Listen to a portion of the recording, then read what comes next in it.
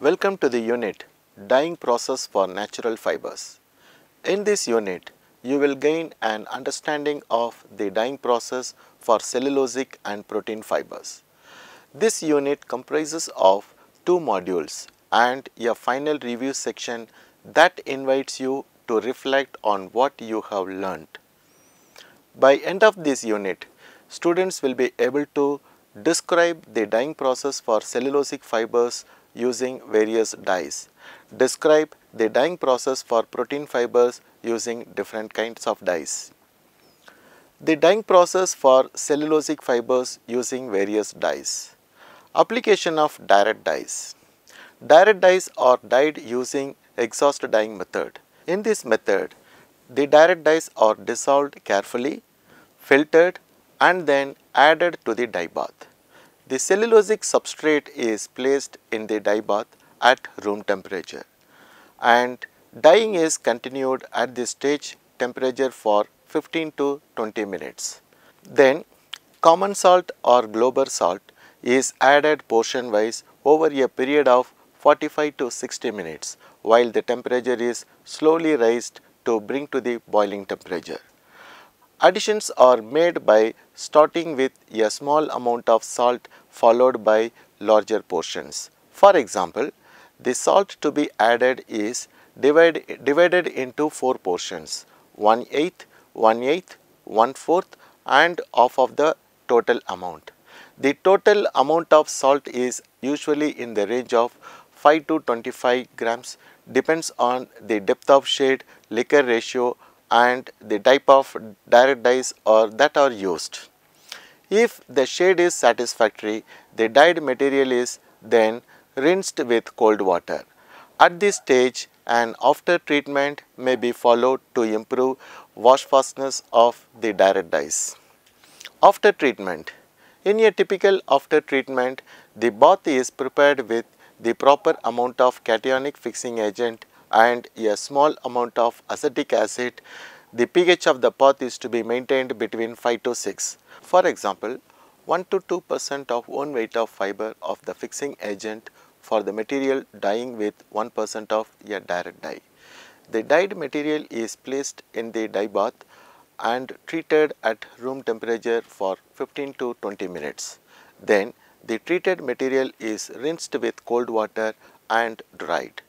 The light fastness of some direct dyes can be improved by an after treatment with copper sulfate. Small improvements of both light and wash fastness in after treatment can be achieved by a mixture of copper sulfate and cationic fixing agent. Because of harmful ecological effects, many transition metal compounds including copper compounds are subject to effluent discharge regulations. Stripping of direct dyes. A complete stripping of direct dyes consists of 2 steps. First, the dyed material is treated at the boil with a sequestering agent such as EDTA, example 1 to 2 grams per liter. After this, the material is treated in second bath with a reducing or an oxidizing agent. Application of reactive dyes by batch dyeing process consists of 3 stages. First, exhaust dyeing, second, fixation and third one is after scouring. This is a typical procedure for exhaust dyeing at high temperature. The dye bath temperature is set at 50 degrees centigrade and the pre-dissolved reactive dyes are added. Then the substrate is placed into the dye bath and the temperature is raised at 1 degree per minute to 80 degrees centigrade about 30 minutes. During this time, the salt, example 100% own weight of fiber depending on liquor ratio and depth of shade is added portion wise. Dyeing continues at 80 degrees centigrade for an additional 15 minutes, after which sodium carbonate is added over 15 minutes. The dyeing machine is run at 80 degrees centigrade for 45 to 70 minutes, during which time fixation takes place. The dyed material is given 2 more rinses, first with warm water followed by cold water and then dried. Next we will discuss about application of wet dyes. Wet dyes are insoluble organic compounds. They are widely used for cellulose fibers and can be used for protein fiber as well as nylon fibers. They produce good color range but have limited selection of orange, blue and bright green. Large amount of dyes are required for deep shades. They have excellent fastness to washing. They also have very good fastness to cracking, perspiration, chlorine bleaching, oxidizing and high temperature treatments. However, this is an expensive process as there is a high initial cost of dye and method of application. The conventional exhaust method of wet dye consists of 4 major steps: reduction, that is called wetting, dyeing, oxidation and soaping. Reduction, otherwise it is called as wetting. At this stage, the wet dye is converted into soluble form.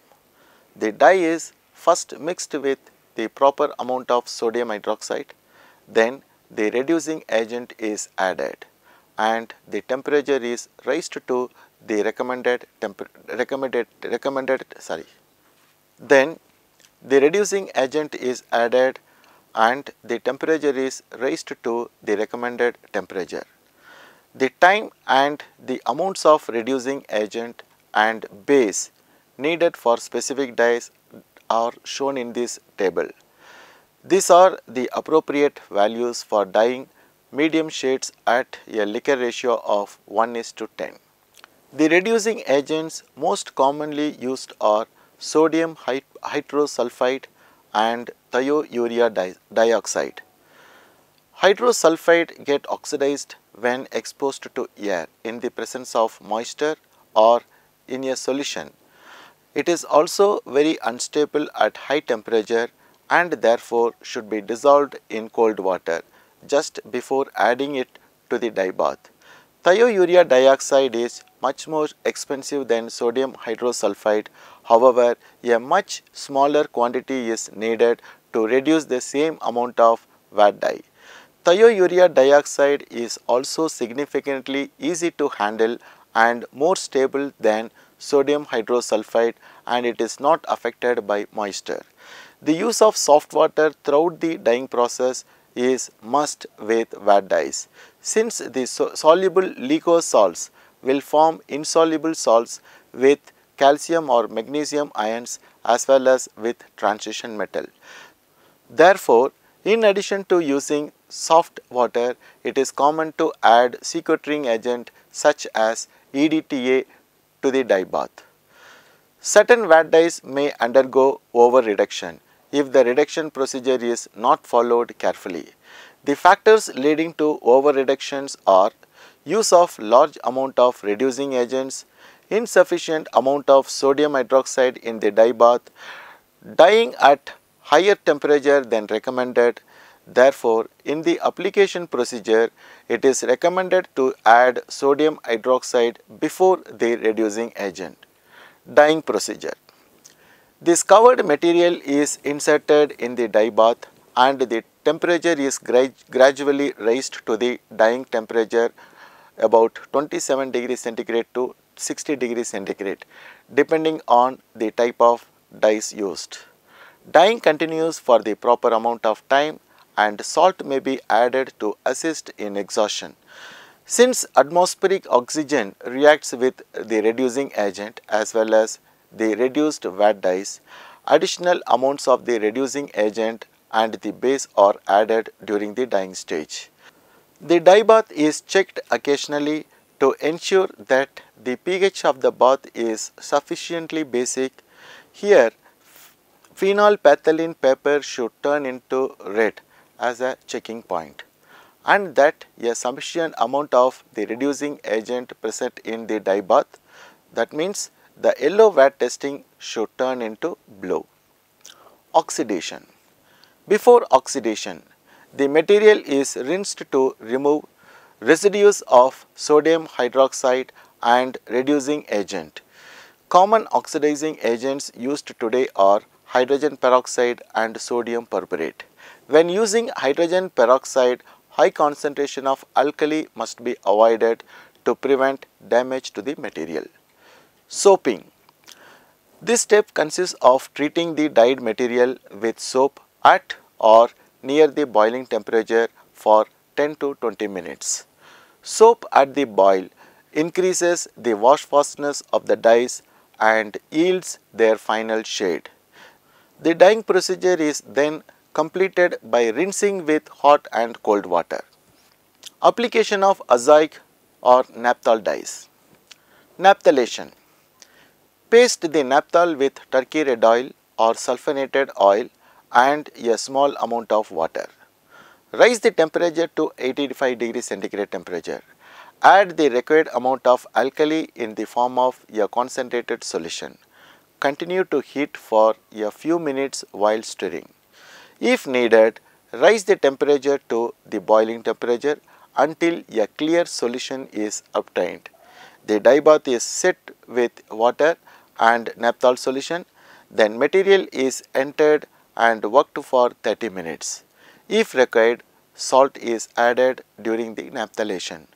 After naphthalation, excess naphthol solution present in the material is removed. This is done by centrifuging, squeezing, vacuum extraction or other means of hydro extraction. The purpose of this step is to remove as much of the naphthol solution as possible in order to avoid cracking problem. Coupling. For the coupling to take place at a desirable rate without affecting stability of the naphthalate or the diazonium salt, a specific pH must be maintained for each combination used. Usually it is in the range of pH between 5 to 7. Often a mixture of acetic acid and sodium acetate is added to the diazonium salt solution to act as buffer and maintain a pH of about 5. The naphthalated substrate is immersed in the diazonium salt solution at room temperature for 15 to 20 minutes. During this time, coupling reaction would be completed.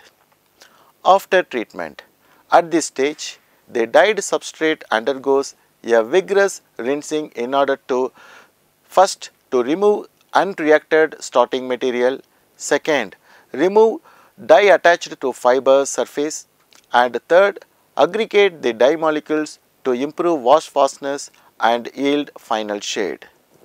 Application of sulfur dyes. This is the method of typical bath dyeing. The dye bath is prepared by diluting the soluble sulfur dye with proper amount of water. A small amount of sodium polysulfide, example 1 to 2% own weight of fiber, and a similar amount of sequestering agent are added and the fibers are introduced into the dye bath at 50 degrees centigrade.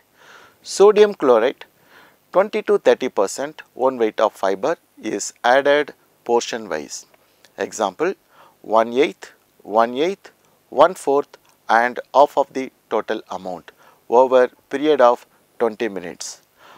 While the temperature is gradually raised to the maximum dyeing temperature, usually in the range of 60 to 82 degrees, the dyeing continues at this temperature for about 30 minutes. The material is rinsed well with warm and hot water, oxidized, rinsed, soaked at 82 degrees centigrade, rinsed with mild alkali solution and dried. Next we will learn about the dyeing process for protein fibers like wool and silk by using different classes of dyes. This table displays the general trends in properties of acid dyes. Application of acid dyes to wool. The dyeing procedure for acid leveling dyes. Exhaust dyeing is the method of choice for dyeing wool, and it is carried out at different stages of production, either raw stock, that means loose fibers, slubbing, that means roving, or either yarn or finished garments,